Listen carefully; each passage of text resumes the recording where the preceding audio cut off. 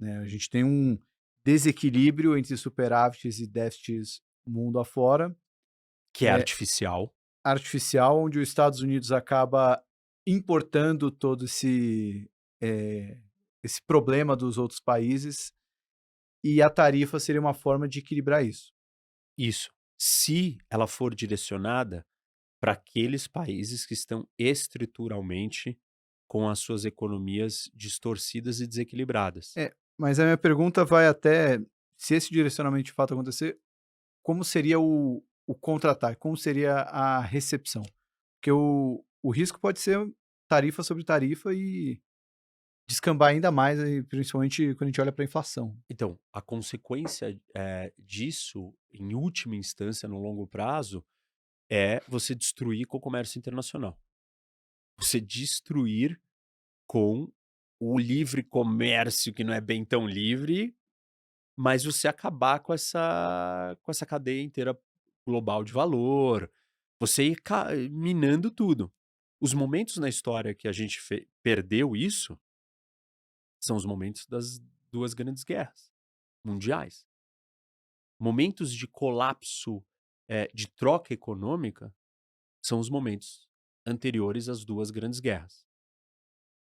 E a gente tem que lembrar que o que trouxe a riqueza e prosperidade para bilhões de pessoas na humanidade foram a abertura econômica da estrutura criada pelos Estados Unidos de, trocas comerciais abertas pós Segunda Guerra, com a construção de várias instituições, Banco Mundial, FMI, Bretton Woods, OMC, GATT. Tudo isso permitiu que nós tivéssemos regras no mundo que ajudassem os países a comercializarem e seguirem certos padrões. E os Estados Unidos liderou, criou instituições para se certificar que isso ia ser enraizado na cultura dos países, e a gente tivesse décadas e décadas de prosperidade jamais vista na história da humanidade. Uhum. Porque foi mais capitalismo, foi mais livre troca. Não é livre, a troca não é totalmente livre, como eu já expliquei, mas ela não é um não comércio, ela é um comércio. Ela não é perfeita, ela não é livre do jeito que é. O nível de distorções é muito grande. E o nível de distorções vem principalmente dos países superavitários. Não dos Estados Unidos, ou não do Canadá, ou não da Austrália, ou não do Reino Unido. Esses estão recebendo, e eles não têm muita alternativa. Claro, os Estados Unidos têm uma alternativa, que seria simplesmente ele virar e falar assim: "Eu não serei mais a moeda fornecedora do mundo. Eu vou deixar a minha moeda desvalorizar, eu vou fechar o acesso de livre, capital, de fluxo financeiro, e eu vou me reindustrializar. E eu vou ser mega competitivo, e eu vou gerar vários empregos internos, e eu vou subir o salário e a minha economia vai bombar". Porque, voltando para o Ricardo, qual que é a ideia? Eu vendo para poder comprar de alguém. No começo da promessa da globalização era o seguinte, a China vai pegar a produção de trabalhos ou de produção de coisas mais simples, com salários mais baixos, e vão surgir grandes oportunidades dentro da China de salários mais altos, produtos mais sofisticados, coisas maiores, que o mundo vai lá trocar com a China. Isso nunca aconteceu. Só aconteceu a primeira parte. A China recebeu os ganhos. Então, a China está explorando o sistema internacional de uma forma muito perversa. Só que aí não é só a China. A Alemanha também, num certo grau. O Japão também. A Coreia do Sul também. Só que a China é incomparavelmente maior e muito mais grave. Porque o nível da desigualdade dessa distribuição da participação do PIB interno na China é muito mais sério do que no Japão e na Alemanha. Mas lá é artificial. os Estados Unidos, a partir do momento que ele tem a conta capital, a conta financeira, o fluxo financeiro aberto de entrada e saída de dinheiro, ele não tem alternativa. Ele será, ele vai ter uma balança comercial deficitária. Toda economia que é o fornecedor do dinheiro do mundo, e isso é contabilidade pura, isso não é Uhum. teoria, é partidas dobradas. Tipo, você tem uma entrada e uma saída. Se você tem toda essa saída toda essa entrada de dinheiro, né, você vai ter um positivo. Se você tiver um positivo aqui, você vai ter um negativo ali, e vice-versa. Então, se tem tanto dinheiro americano indo para o mundo, os Estados Unidos vai ter um déficit comercial. Qual é a consequência do déficit comercial? Neste patamar estruturado, fixo, que ele não mexe, desindustrialização. E aí a gente entra num problema muito interessante. Existe um trilema político da economia mundial. Existem três coisas interessantes. Eu vou falar as três para a gente não esquecer, depois você volta nelas. Dilema de Triffin, o trilema impossível, ou a trindade impossível, e o trilema político da economia global. Vamos falar. Eu comecei falando do trilema da política, que era para ser o último. Então vamos falar do último, de trás para frente. Você não pode. A ideia de trilema é o seguinte: existem três opções e você não pode ter as três ao mesmo tempo. Você vai ter que escolher entre duas. Se você escolher tais duas, você perde a outra. Se você escolher outras duas, você perde a outra. Politicamente, quais são as três opções? Ser uma democracia, estar totalmente integrado e participando full da hiperglobalização, e a terceira é ser soberano. Vamos lá. A China, ela quis participar da globalização, não teria enriquecido. Então ela escolheu a 1. Ela também quer ser soberana, escolheu a 2. Faltou o quê? Democracia. Não pode ser democracia. Então pronto. Agora vamos olhar para a União Europeia. A União Europeia é uma democracia. E ela quer participar da globalização. Ela está integrada. Perdeu quem? Soberania. Os países europeus não são mais soberanos. Foi criada uma outra entidade supranacional onde eles delegaram poder. Uhum. E isso também tem a ver com o trilema impossível. Depois eu vou chegar lá e aí vocês vão entender. Os Estados Unidos é soberano, participa da economia global e é uma democracia. Qual dessas três peças está sendo abalada nos Estados Unidos? Participar da economia global. Por isso, a onda protecionista. Não dá para você ter as três coisas. Por quê? Quando a gente vivia na era da globalização, tudo bem, porque existiam várias barreiras ainda comerciais, várias barreiras de fluxo de capital, por exemplo. Os Estados Unidos não teve o seu fluxo de capital aberto como é hoje sempre. Isso vem dos anos 90 em diante que começa a mudar isso. E aí você começa a ficar sujeito às demandas da hiperglobalização, que elas ferem a necessidade da população doméstica. Exatamente a situação política dos Estados Unidos. A vitória do Trump é uma demonstração disso. Uhum. Setores da sociedade americana são prejudicados pela essa hiperglobalização, que ela não está preocupada com as necessidades domésticas. Ela está preocupada com resultados de eficiência econômica máxima. Na teoria, de novo, porque quando a gente olha para o que a China está fazendo, não é bem assim. Mas, na teoria, você desconsidera a vontade da população. Aí a população olha e fala assim, mas por que a gente tem que participar disso? Eu voto aqui dentro, eu vou votar para um candidato que vai resolver o meu problema. Se você manter democracia e manter soberania, você vai acabar abalando o quê? A participação na globalização. E é exatamente isso que está acontecendo nos Estados Unidos. Não dá para você manter as três políticas. Então esse é o trilema político. Ponto. E isso explica uma parte da história. E vai explicar da China e da União Europeia também. Vamos para o trilema de política econômica. Você tem três situações três políticas econômicas que você pode escolher Só que você não pode escolher as 3 simultaneamente. E aí, a primeira delas é política monetária autônoma, uma espécie de soberania. A segunda é um fluxo de capital livre. E a terceira é um câmbio fixo. Se escolher 2, você perde a outra. Os Estados Unidos tem o quê? É soberano, política monetária autônoma. Ele tem o fluxo de capital e ele não tem câmbio fixo. Ele não consegue controlar o câmbio dele. A China, ela controla o câmbio.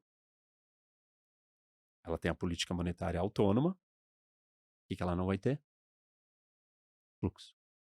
Não dá para a moeda chinesa ser a moeda internacional se ela não tiver um fluxo Uhum. financeiro aberto.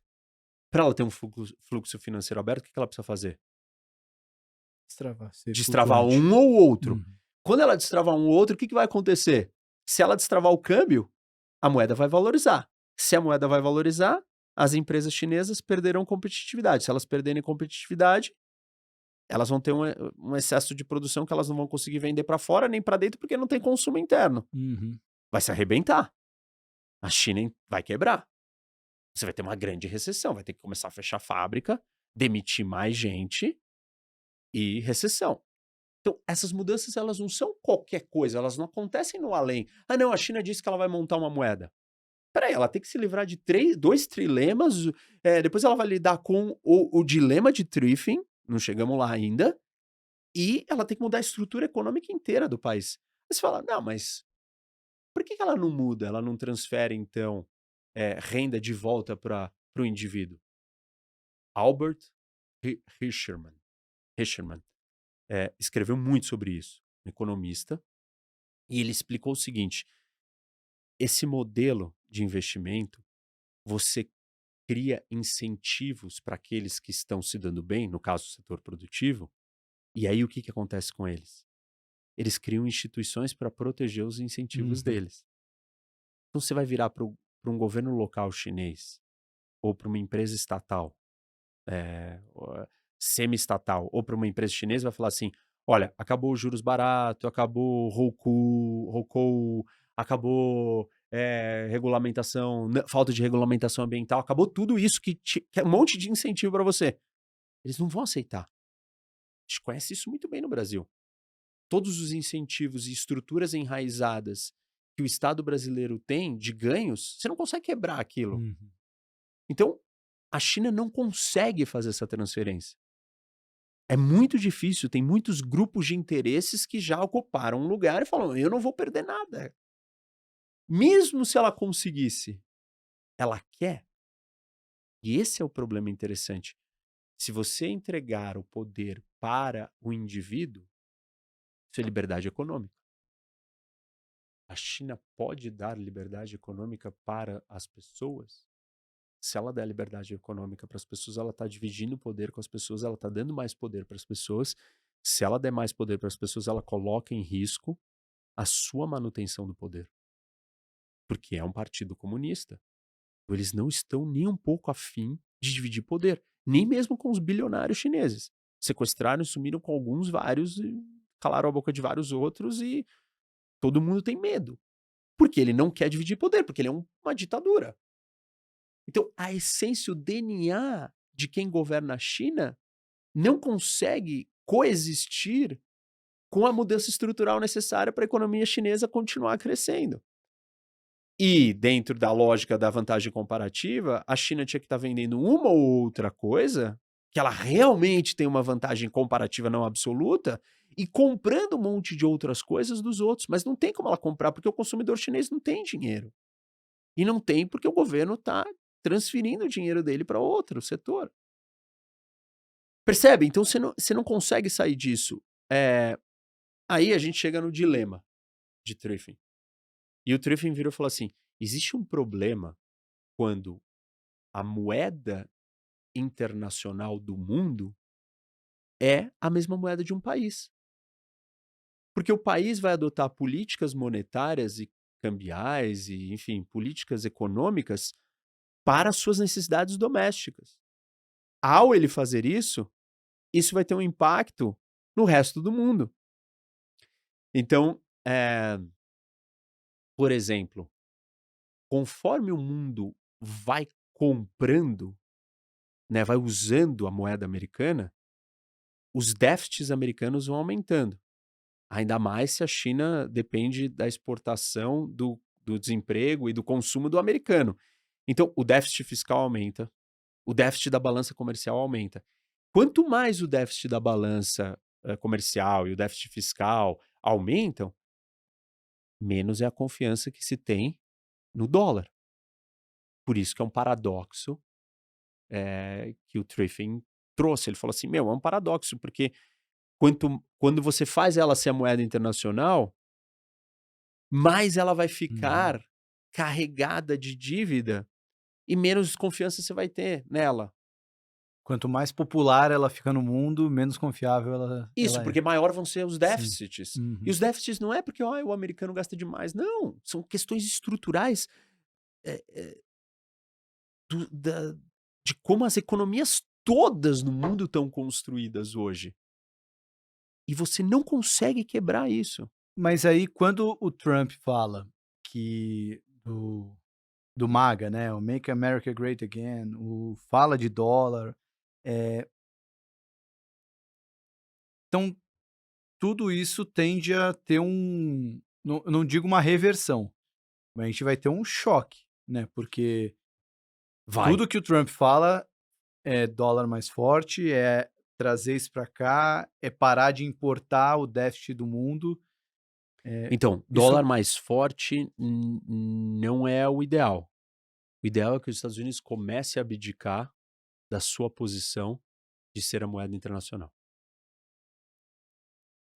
e que seria um eurozão no Não, lugar? o euro não quer. Não, sim, querendo Não, não, pensando não numa existe, moeda. não existe a moeda. E por isso que não dá para o mundo se livrar dessa situação. Mas, há 10 anos atrás, essa discussão não existia nos Estados Unidos. E hoje ela existe. Quem se beneficia, do mesmo jeito que essas estruturas comerciais que eu estou descrevendo, tem setores que se beneficiam e outros que não. Claramente, os consumidores chineses não se beneficiam, Uhum. em detrimento do setor produtivo chinês que se beneficia. É, quem é que se beneficia com o dólar como moeda internacional? Pentágono, porque ao invés de você invadir a Ucrânia com soldados ou não fazer nada, você usou a arma dólar, que não custou nada, né? Não custou de verdade para os Estados Unidos nada. Mandar soldados custaria muito. Uhum. Não fazer nada custaria muito também. Sim. Sancionar a Rússia não custou nada. Talvez credibilidade do dólar, mas só isso. Então, o Pentágono e o establishment de política externa americana adoram que o dólar seja forte. Quem mais? Wall Street também adora. Por quê? Wall Street está ganhando muito com essa moeda e esse fluxo de dinheiro. Você ganha numa operação de entrada e saída o dia inteiro, você fica comprando e vendendo. Você é o cara que mais pode comprar e Uhum. vender papel todo dia, vender papel para todo mundo e ganhar dinheiro em todas essas operações com todo mundo. Quem não está ganhando com isso? Trabalhador americano. Porque o trabalhador americano, por causa disso, está se endividando, ele está perdendo emprego, porque a indústria está mudando de lugar, está indo para outro lugar, e está indo para outro lugar porque, em parte, é porque o dólar, a moeda tem tudo a ver com essa história também. Não é só o modelo econômico chinês, a moeda reforça tudo isso.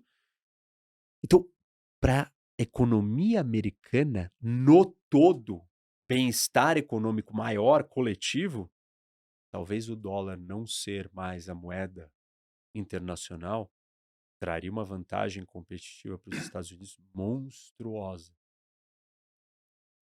Por quê? Pensa comigo.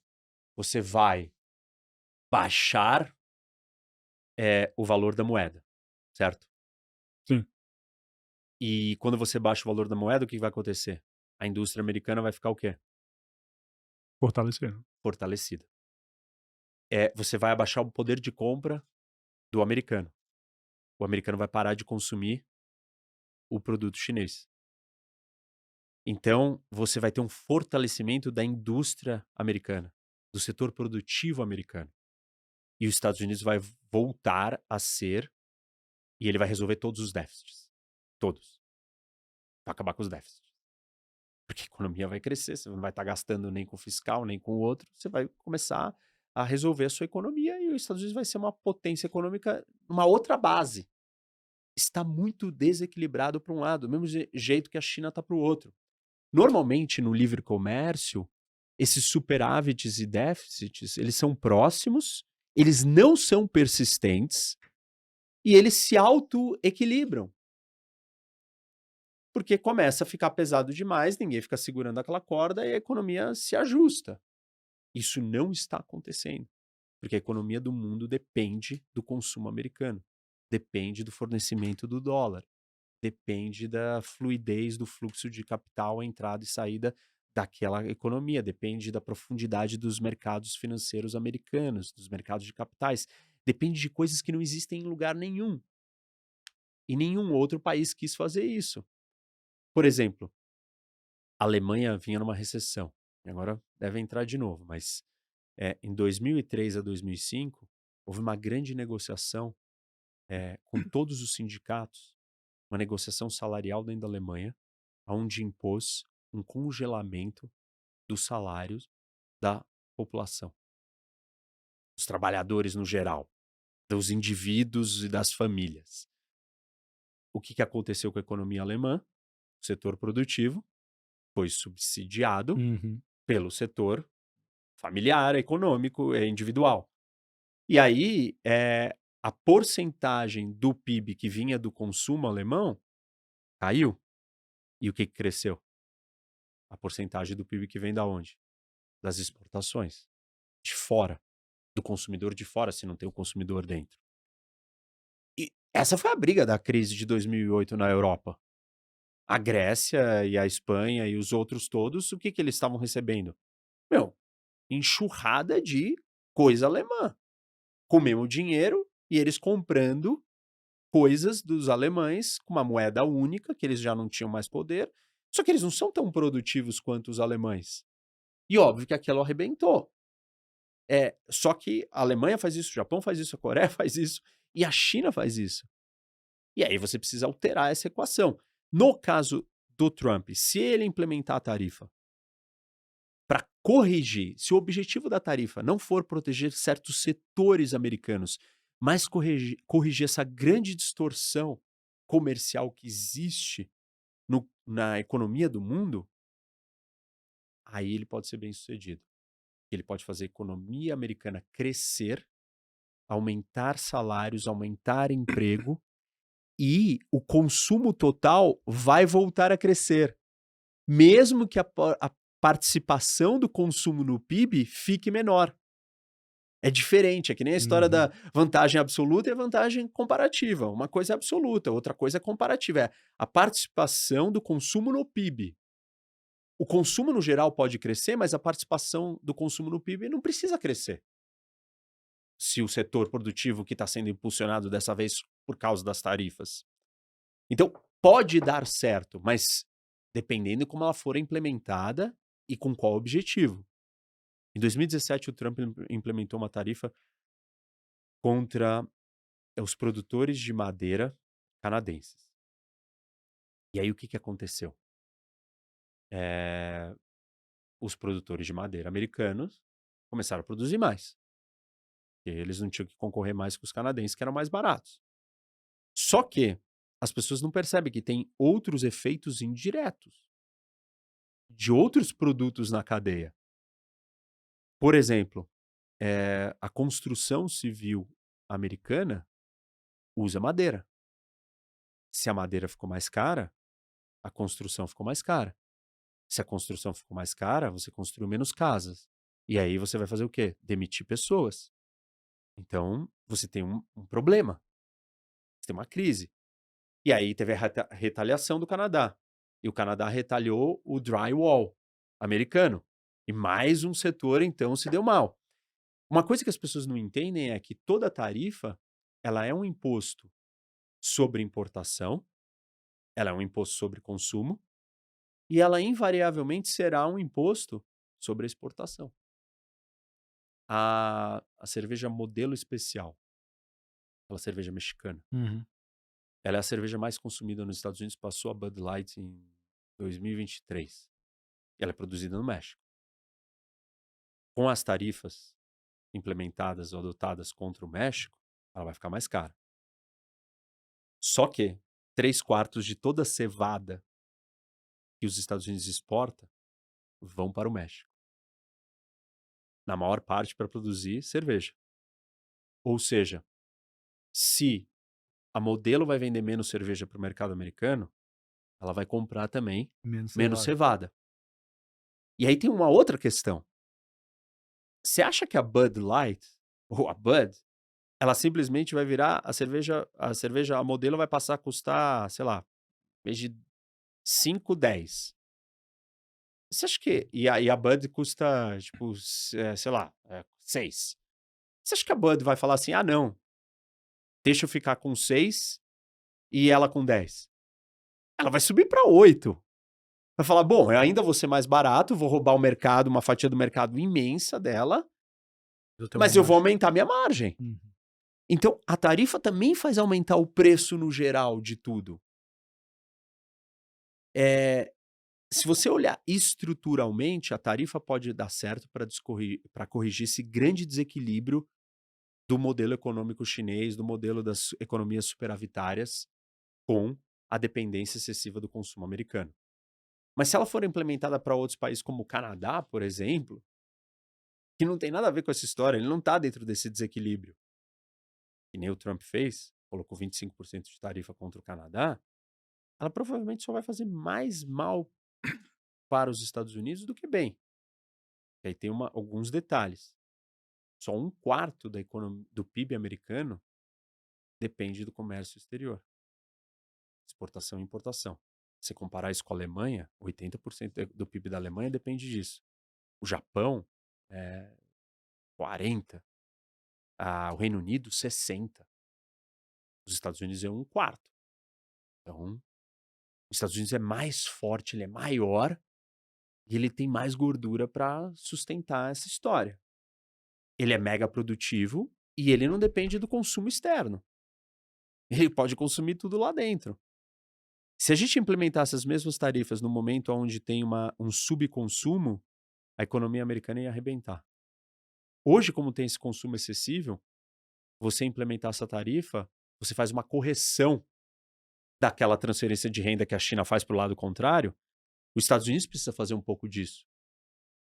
Porque a indústria, o setor produtivo, a parcela do PIB que vem do setor produtivo está ficando muito menor do que a do consumo. Tem margem para você mudar um pouco.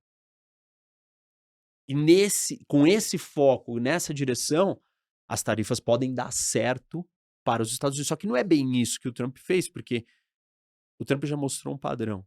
Ele fala grosso e ele é machão com os amigos e com os pequenos. Com os adversários, inimigos, rivais fortes, ele pensa 2 vezes. A tarifa que ele implementou contra o México e o Canadá, que são aliados, num acordo de livre comércio do NAFTA, é de 25%. A tarifa onde corrigiria o desequilíbrio estrutural comercial das economias do mundo, que é da China, foi só de 10%. E ele não foi mais fundo. Ele ameaça a Dinamarca, a Groenlândia, o Canadá, o Panamá, mas fala para o Putin que ele tem que acabar com a guerra. Entendeu? Assim, existe saída para essa política que pode dar certo, mas é isso que ele quer? Eu já nem acho que a história com o Canadá e com o México tem um objetivo econômico.